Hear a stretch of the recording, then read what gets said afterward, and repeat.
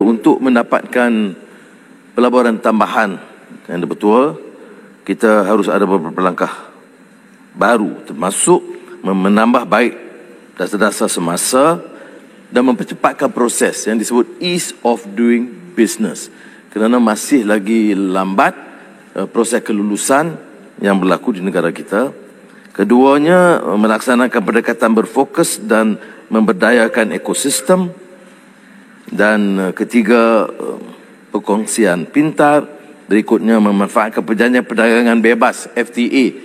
70% daripada pelaburan dalam negeri ini dari luar itu sebenarnya bergantung kepada kelicinan Kementerian Perundingan Perkongsian Ekonomi Komprehensif Serantau RCEP dan juga FTA. Kemudian tentu MAIDA dan PT akan terus ke misi perdagangan dan meneruskan rangkaian perbekalan.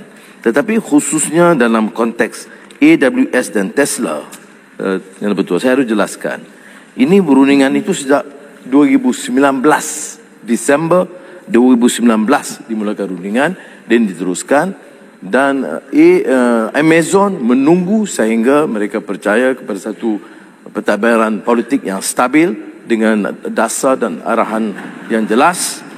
Dan ini yang menyebabkan akhirnya mereka menghubungi kami dan menyatakan kerana politik yang stabil dan dasar ekonomi yang jelas menyebabkan Amazon memilih Malaysia sebagai pangkalan mereka. Soal ini benar, ia rundingan dimulakan sejak 2019 dan diteruskan di bawah kerajaan pentadbiran yang berikutnya, dua Perdana Menteri berikutnya. Tetapi Amazon memang menangguhkan keputusan muktamad Amazon hanya setelah pentadbiran kerajaan perpaduan. Ini memang kenyataan sahih dari mereka. Keduanya tentang bagaimana manfaat yang ditanya oleh Kubang Pasu, itu kerana dia menyebabkan cloud, ya. Dan kemudahan itu kemudian ekosistemnya itu akan memberikan ruang kepada syarikat-syarikat tempatan, termasuk SMEs, ya. Kerana lingkaran itu akan banyak dan tidak semuanya dimonopoli oleh Amazon. Itu yang agak dikelirukan. Sebab itu syarikat-syarikat luar seperti yang saya sebut daripada Singapura dan Manila yang telah menghubungi kita untuk datang memanfaatkan kemudahan itu. Ini termasuk umpamanya data center yang akan menggunakan manfaat cloud yang disediakan nanti. Soal insentif itu sedang didudungkan. Insentif yang ada sudah mencukupi. Tetapi yang mereka agak lebih menekankan ialah ease of doing business. Apakah dia lebih cepat, apakah lebih masalah kelulusan tanah, kelulusan itu yang ditekankan.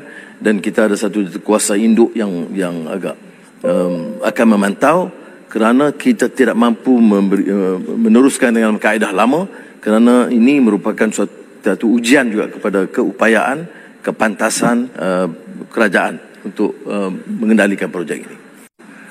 Terima kasih Arau.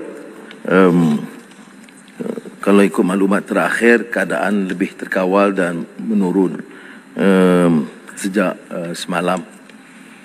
Itu maklumat Arau tu Ahad, hari ini Selasa. Mengikut pasukan keselamatan dan NADMA, tidak ada keperluan darurat kerana semua kawasan yang dulunya terputus itu telah dapat diselesaikan. Umpamanya di kawasan Felda yang berkenaan yang terputus lalu lintas, itu Kementerian Pertahanan ATM telah segera membina Bailey Bridge, dan bila saya ke sana dan sebelum itu TPM 1 dan menteri lain, nampak keadaan jauh lebih baik persiapannya. Saya ucap tahniah kepada seluruh jentera.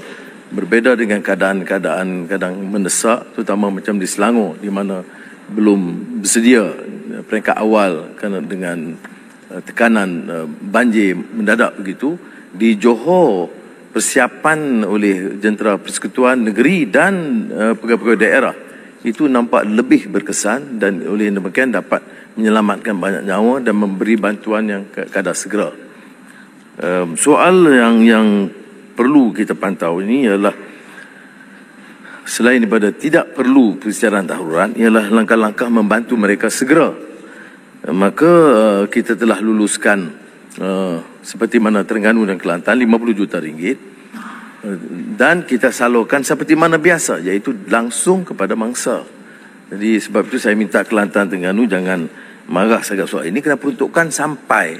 Tetapi oleh kerana kedudukan banjir, kita salurkan dengan kerjasama. Mana jentera kerajaan negeri itu ada di bawah. Tetapi untuk mempercepatkan proses itu, kita sampai. Dan kaedah yang sama digunakan untuk negeri Johor. Kemudian tentang moratorium, untuk memudahkan mereka, ada cadangan daripada kerajaan negeri Johor supaya berikan moratorium bagi peminjam supaya dapat melambatkan bayaran kerana keadaan yang terdesak. Setakat ini Maybank CIMB telah bersetuju untuk memberi moratorium 6 bulan.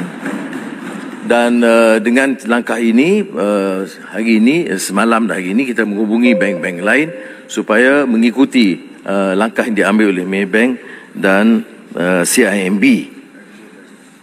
Agrobank, Menteri dah sebut. Okey, terima kasih Menteri Pertanian. Dan ini juga yang dikaitkan dengan projek Tebatan Banjir, walaupun ada orang permainkan.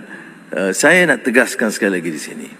Projek Tebatan Banjir itu diluluskan oleh kementerian masing-masing. Diluluskan dengan peruntukan yang ditetapkan. Saya batalkan kerana kos itu tinggi dan melalui rundingan terus. Tetapi projek itu mesti diteruskan. Dalam belanjawan saya telah umumkan. Projek ini termasuk Tebatan Banjir di Johor dan Sungai Megolok, Kelantan. Jadi nak kata diskriminasi projek ini pasal apa? Dan kita minta segerakan. Projek Tebatan Banjir itu projek mendesak. Tetapi kaedahnya jangan rundingan terus kerana kos meningkat. Jadi kita kata kita guna proses tender terhad, tapi percepatkan proses itu. Itu saja. Dan bila kita gunakan tender terhad, kos itu terus menurun. Jadi sebab itu kita guna kaedah. Jadi bagi saya bukan ini isu politik. Saya nak hentikan ini bukan soal Tebatan Banjir. Semua projek yang telah diluluskan, kalau belum tanda tangani, saya batalkan untuk memastikan kita ada tender. Takkan itu pun salah. Ya. Dan bukan ini maksudnya kepada menteri-menteri. Mana yang menteri yang terlibat, nak jawab, dia jawab. Tetapi kenyataannya ialah kelulusan diberikan. Saya tidak mahu guna majlis. Saya surat kelulusan tu ada, sama ada menteri, KSU, tapi kementerian meluluskan.